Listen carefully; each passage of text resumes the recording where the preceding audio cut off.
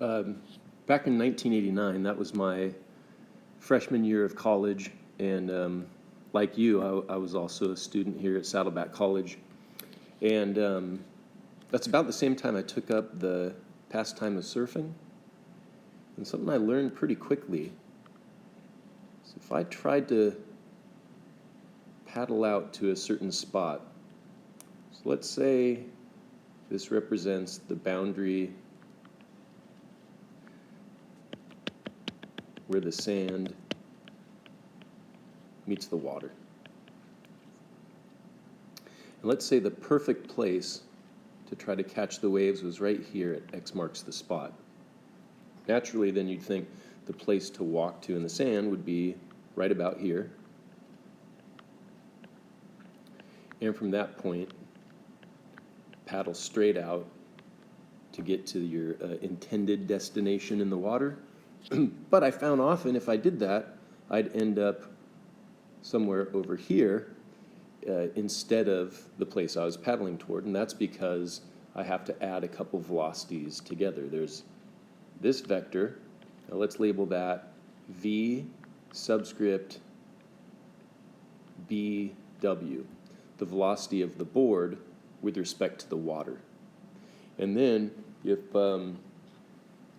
it's the summertime when most of the swells that are delivering waves to our coastline are from the southern hemisphere, you often have a component of current that runs parallel to the shore in this direction.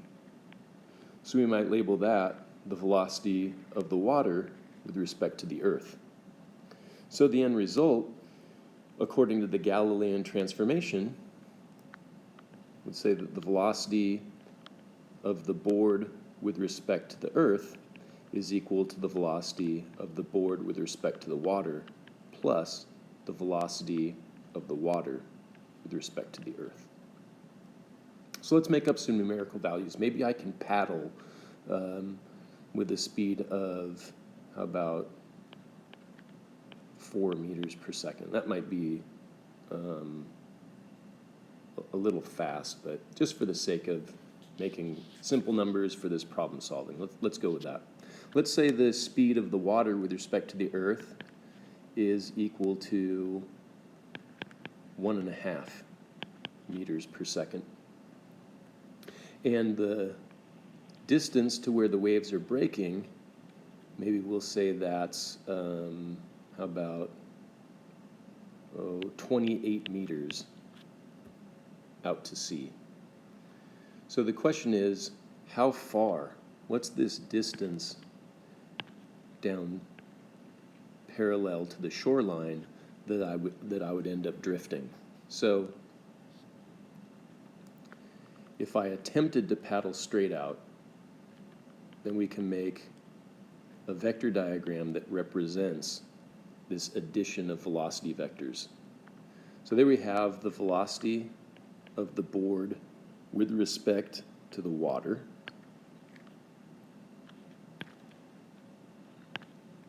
Let's add to that. Now notice how I'm adding. I'm putting the tail of the second vector attached to the tip of the first vector. This is the method for graphical vector addition.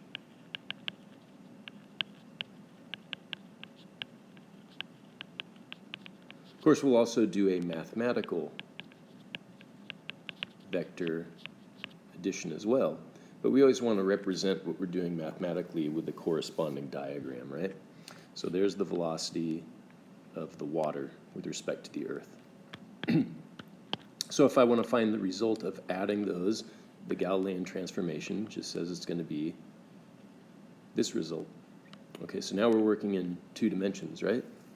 So the question would be, at what angle is my overall speed, and what's its value, right? What's the magnitude and direction of the velocity of the board with respect to the earth? So let's state these quantities in unit vector notation. The velocity of the board with respect to the water is equal to, let's draw in a frame of reference to help label everything.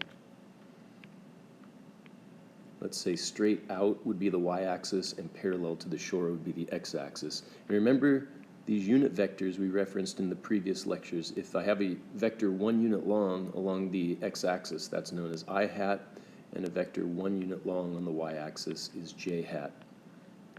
So you notice that the velocity of the board with respect to the water has no component on the x-axis. So if I try to state this in unit vector notation, the velocity of the board with respect to the water is 0 I hat, and then it's all directed along the y-axis, so we can say plus 4 j hat, and we're implying that the units are meters per second. I'm leaving the units out. The velocity of the water with respect to the Earth would therefore be, well, it's entirely along the x-axis and has no y component, so we can express this as 1.5 I hat plus 0 j hat. So it's very easy, once we put the vectors in unit vector notation, to add them. The beauty of this is any number of I hat added with any other number of I hat just adds.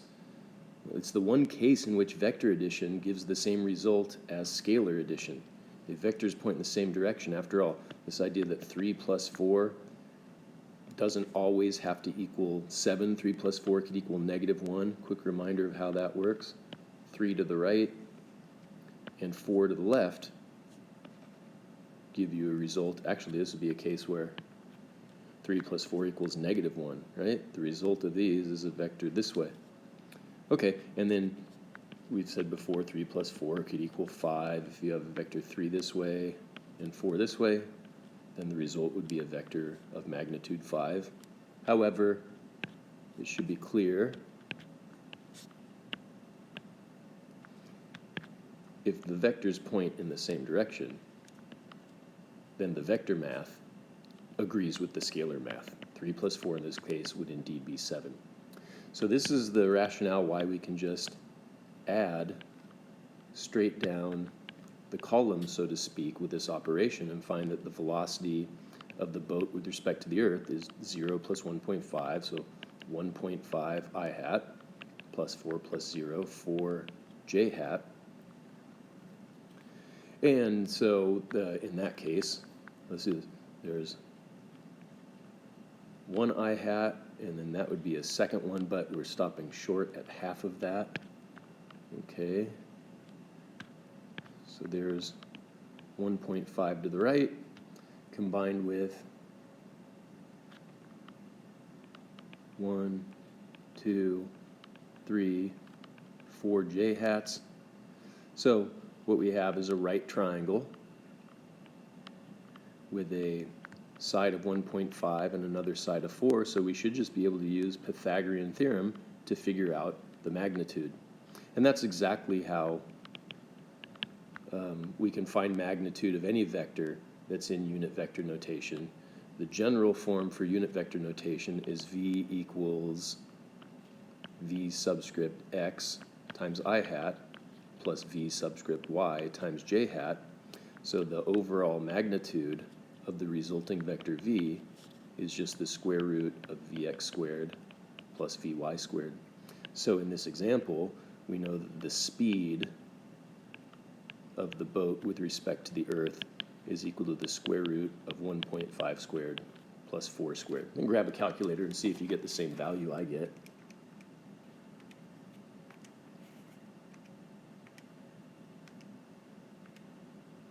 So about 4.27. Okay, although that's just a speed.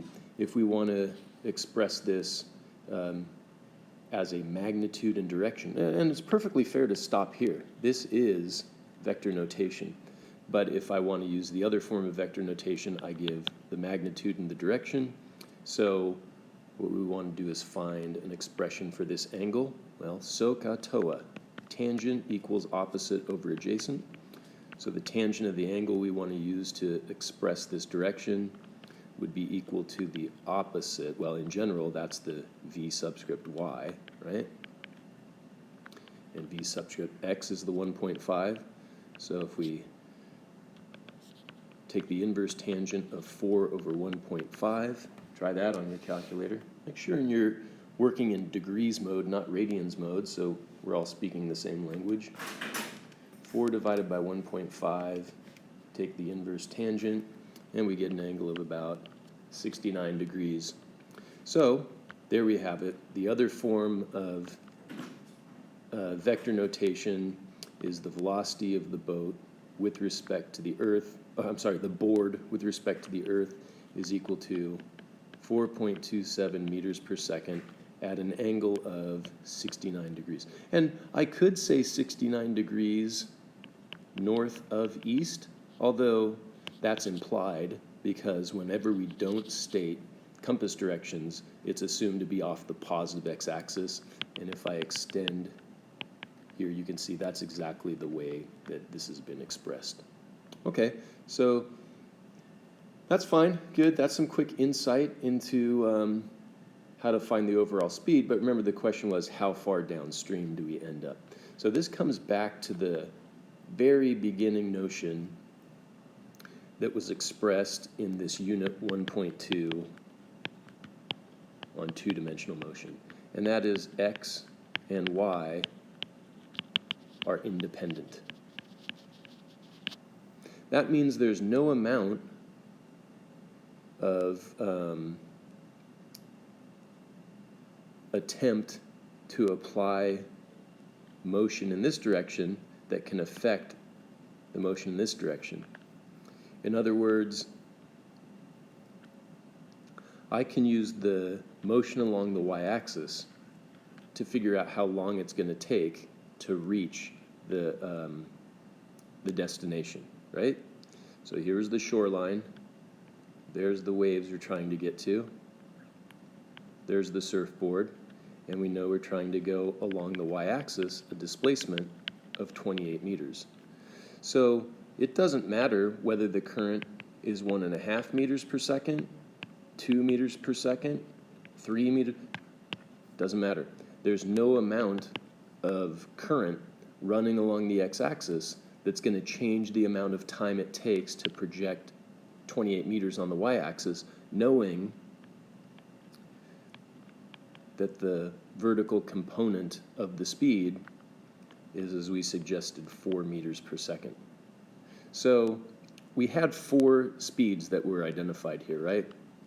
The velocity along the y-axis was really the one we said is the velocity of the board with respect to the water.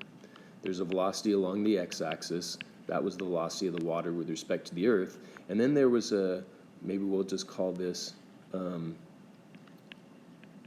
overall velocity at an angle. And that was the velocity of the board with respect to the Earth. That way, and that way.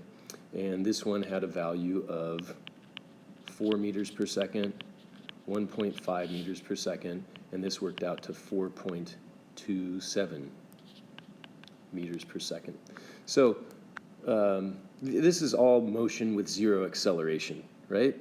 In our study of projectile motion, that was a case of acceleration equals 0 on the x-axis and acceleration equals g on the y-axis. That's projectile motion. That's free fall. Here, we're talking about a case where there's no acceleration. The person paddling the surfboard is maintaining a constant speed along the y-axis, and we're assuming that the ocean current maintains a constant speed along the x-axis. So if we have motion with zero acceleration, then we just need to use the dirt equation, distance equals rate times time, or better stated as, well, how is that better stated? Do we say delta x equals the velocity along the x-axis multiplied by time, or should we say delta y equals the velocity along the y-axis multiplied by time?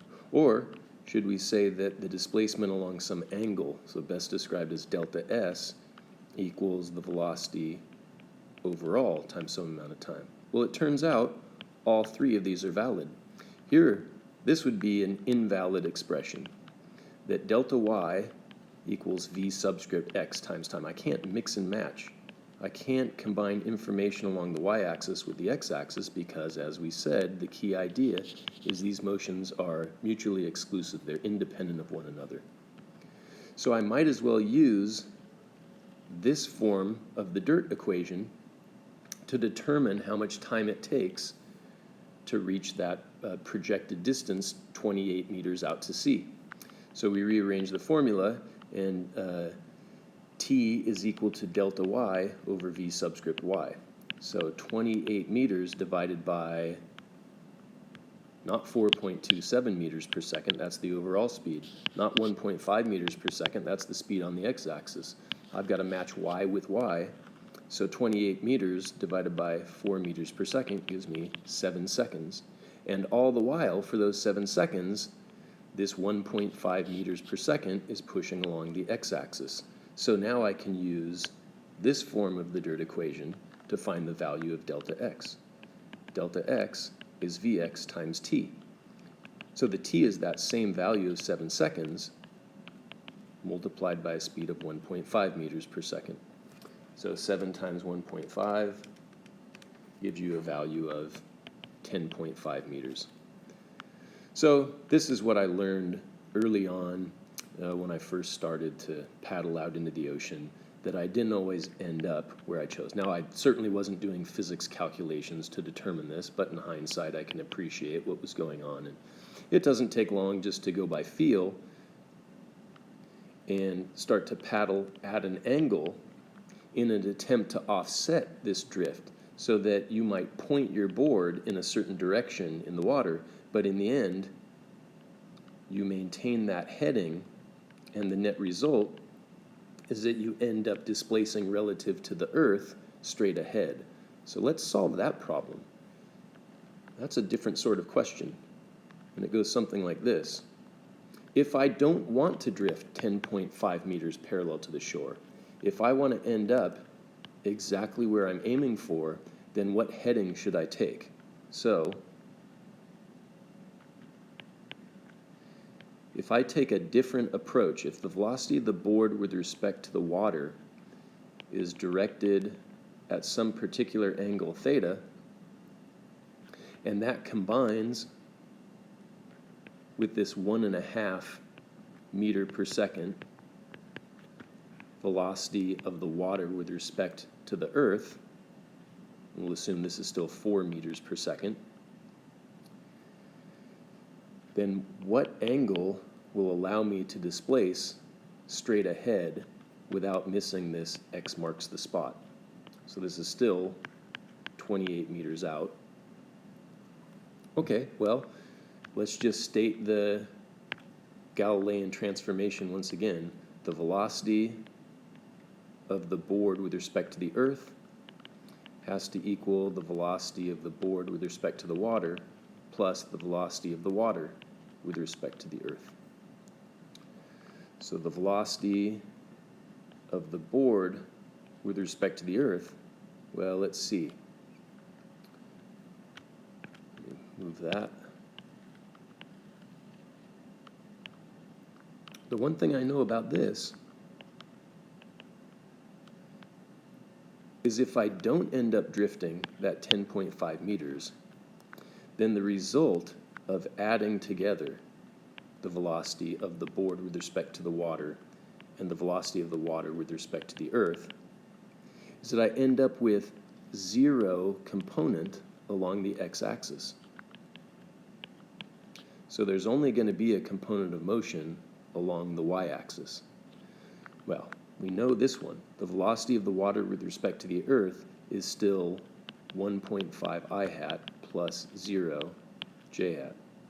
So the only way this column can work out is if this is negative 1.5 I hat. And then plus, and we'll just have to say question mark, j hat. And whatever that is, added with 0, is going to give me that same sort of question mark value here, right? Okay. So, well, we also know this. In magnitude, this has to come out to 4, right? So we can say 4, isn't it? The velocity of the board with respect to the water has a magnitude of 4. So think of it like this. You're paddling at an angle in such a way that the horizontal component of your effort to paddle projected along the x-axis, which would point to the left, is just big enough to offset the ocean's current to the right. So that's what I mean when I say this would have to be negative 1.5 in order to cancel this positive 1.5 and give an effect of 0. So when these two cancel each other out, all you're left with is this component of the velocity of the board with respect to the water. So that's what we're trying to figure out. What is that quantity? Okay, so this forms a right triangle. We know this has to be negative 1.5, although we might write it as negative here, but when we draw a triangle, it really doesn't make sense to say there's a triangle with a negative side to it. We're treating it as negative by pointing the arrow to the left as opposed to pointing it to the right. So if we take this and slide it over to here, oops, how did that show up? And we slide this vector over this way, and we have a hypotenuse with a magnitude of 4, one side with a magnitude of 5, and then this missing side. So 4 is equal to the square root of 1.5 squared plus, let's just call this v subscript y. Let's give it a better symbol than question mark. Plus v subscript y quantity squared. And you might say, shouldn't that be a negative? Well, okay, we'll make it a negative, but a negative quantity squared. Oh, I'm sorry, this isn't, yeah, that's right. A negative quantity squared is still going to be positive. Okay, so in other words, vy is equal to the square root of 4 squared minus negative 1.5 quantity squared. So try this on your calculator.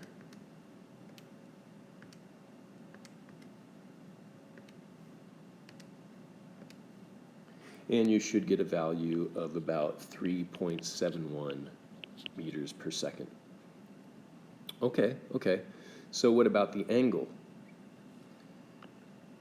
If your attempt to paddle at 4 meters per second is projected at some angle, theta,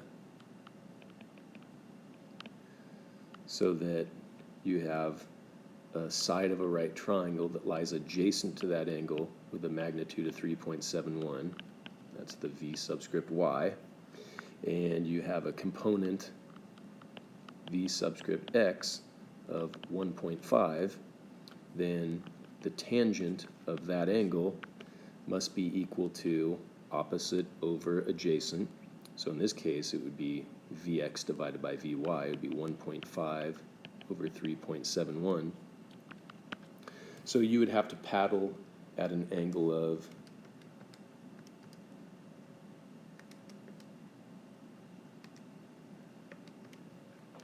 about 22 degrees.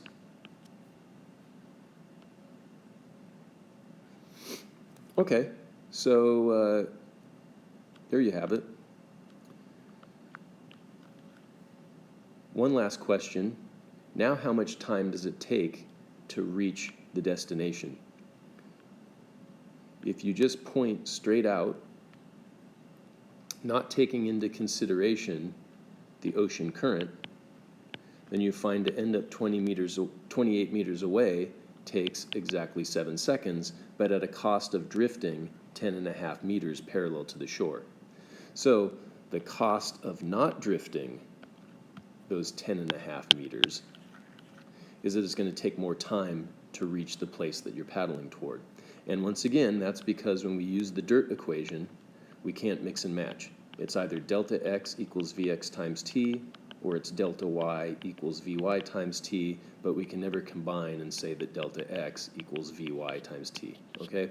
X and y are independent of one another.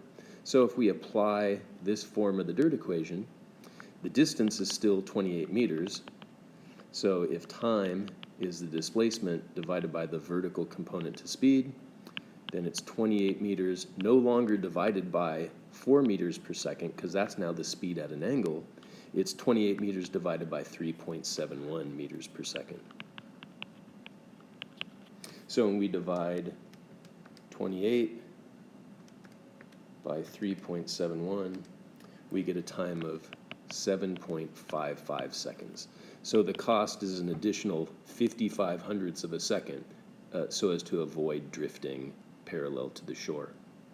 Okay, in the next video segment, we'll provide some other examples of two-dimensional velocity vector addition in which the diagram does not necessarily form a right triangle as it did in these two examples. So ever onward with some progressively challenging example problems. Anyway, thanks for watching.